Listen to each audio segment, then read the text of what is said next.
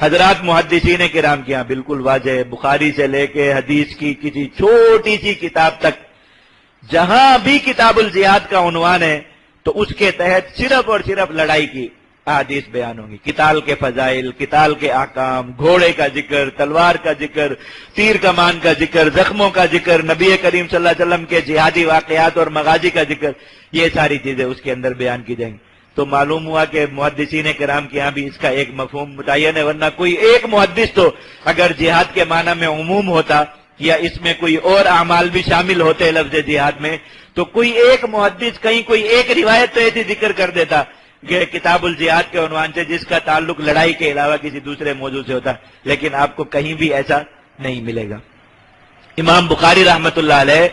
کتاب الجہاد کا عنوان قائم کیا، کتاب الجہاد والسیر، یہ دونوں ایک ہی مترادف لفظ ہے، جہاد اور سیر کا ایک ہی معنی ہوتا ہے۔ اور اس میں امام بخاری رحمت اللہ علیہ، آپ حضرات میں جنہوں نے بخاری پڑھی ہو ان پتہ ہوگا ان کے طریقہ کار کا، جن خواتین و حضرات نے بخاری شریف پڑھی ہوگی درسن علماء ہیں کہ امام بخاری رحمت اللہ علیہ جو بھی باب قائم کرتے ہیں تو سب سے پہلے اس کی دلیل کے طور پہ آیت لاتے ہیں اور پھر حدیث کو اس کے بعد آگے ذکر کرتے ہیں۔ یہ اکثر ابواب میں ان کا یہی طریقہ کار ہوتا ہے اگر اس باب کی مناسبت سے قرآن مجید میں کوئی آیت موجود ہو۔ تو امام بخاری رحمت اللہ علیہ نے جہاں جہاد کے احکام ذکر کیے تو اس کتاب کا نام کتاب الجہاد رکھا، کتاب القتال نہیں ہے بلکہ کیا ہے، کتاب الجہاد۔ اور فوراً ہی کسی دوسری روایت کے آگے حدیث کے ذکر سے پہلے آیت لائے، کون سی؟ ان اللہ اشترى من المؤمنین انفسهم واموالهم بان لهم الجنہ یقاتلون فی سبیل اللہ فیقتلون ویقتلون۔ اب دیکھو جو آیت لائے ہیں، کتاب کا نام کیا ہے، کتاب الجہاد، اور دلیل کے طور پر جو آیت لائے کہ جہاد حکم شرعی ہے، اس آیت کے اندر لفظ جہاد موجود ہی نہیں۔ آپ یہ آیت پوری پڑھیں، ان اللہ اشترى آخر تک، اس میں کہیں لفظ جہاد ہے؟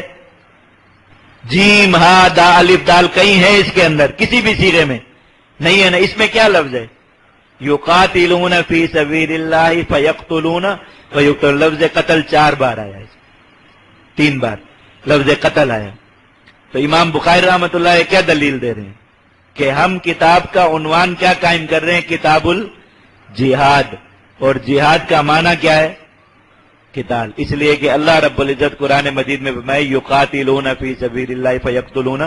ویقتلون، سمجھے؟ تو حضرات محدثین کرام کے یہاں بھی، اور آپ صرف اس کی بات نہیں ہے بخاری کی، مسلم میں دیکھ لیجئے، ابو داؤد، ترمذی، سنن نسائی، ابن ماجہ، اور پھر ان کے علاوہ جتنی بھی احادیث کی چھوٹی بڑی کتابیں لکھی گئی، میں پورے وثوق کے ساتھ آپ کو کہہ رہا ہوں کہ کسی ایک کتاب کے اندر بھی آپ کو کتاب الجہاد کے عنوان کے تحت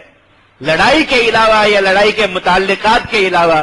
کسی بھی دوسرے عمل کی کوئی روایت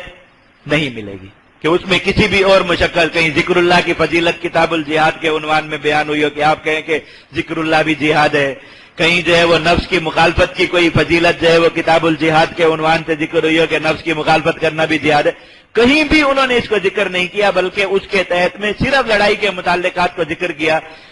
دلیل کیا ہے؟ کس بات کی دلیل ہوئی کہ حضرات محدثین کرام کیا لفظ جہاد کا معنی متعین ہے کہ وہ کیا ہے، قتال ہے۔